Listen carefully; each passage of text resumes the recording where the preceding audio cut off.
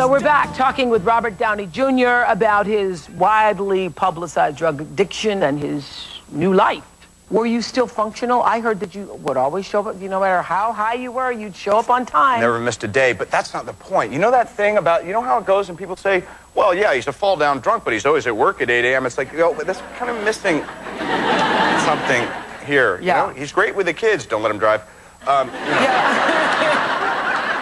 No, but really, how could you do that? Or was that your, I don't know, whether you have a standard for yourself. You say, well, look, I may be smoking black tar, right, but I'm going to show up on time. Well, that's not entirely true, because I could be found in the trailer like, what are you doing, Robert? We're 5 minutes away. And I'd be like, I'm building a space shuttle out of, toothpicks. Whatever. I mean, my behavior was a little aberrant. So was it Jodie Foster who confronted you at some point? Correct. And she said what? Tell me what that was like. Well, first of all, Jodie Foster confronting you is not a comfortable situation. Okay. You were on a film that she was directing? Yes. And she said, you know what, you're doing great on this film, and I know that you're loaded, too. So, what's wrong with this picture? I'm worried about you. Not on this one, because we're almost done, and you're going to be okay, and I know that you have a really strong work ethic, and you're kind of like, a lab rat. You're really resilient. That's not a good thing in this situation. I'm worried about you for the next movie. And she was absolutely right. Right.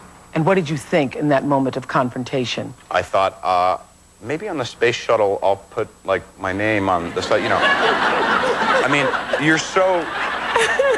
can anybody, when you're far out and when you're in denial, what do you do? That's what you're supposed, that's your job. You deny and you stay far out. Okay. Is it true that Sean Penn whisked you off once on a... Whisked me off. I wish it was that pleasant, yes.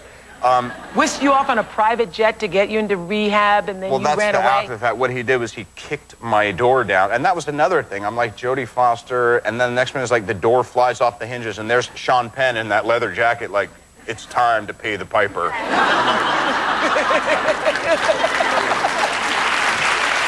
Really?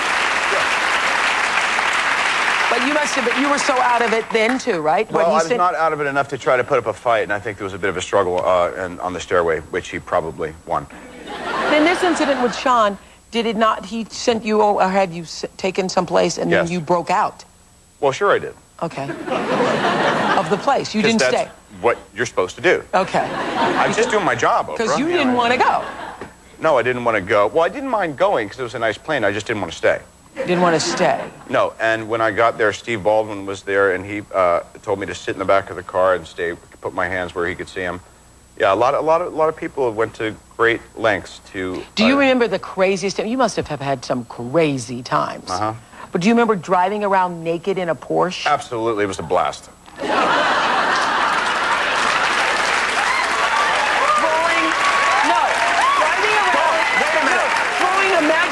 Rats out of the window? Is that true? Is that true, honey? Don't try this at home. No.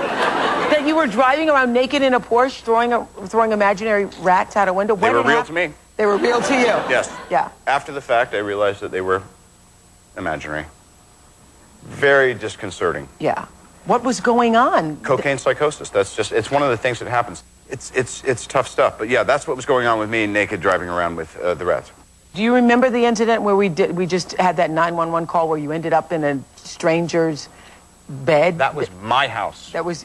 Oh, no, it wasn't. It was theirs. It was there? Listen, I'm not, these are common mistakes you make when you're struggling with alcoholism and drug addiction. So were you drugs and alcohol? You would do drugs and alcohol? Yeah, alcohol wasn't really my thing, but, it's kind of all the same thing. If you are leaning on something, anything that you attempt to control is something that you probably have a problem with, And so when someone says, I really wonder if maybe I should go to rehab. Well, you're a wreck, you just lost your job and your wife left you. You might want to give it a shot. Yeah. We'll be right back.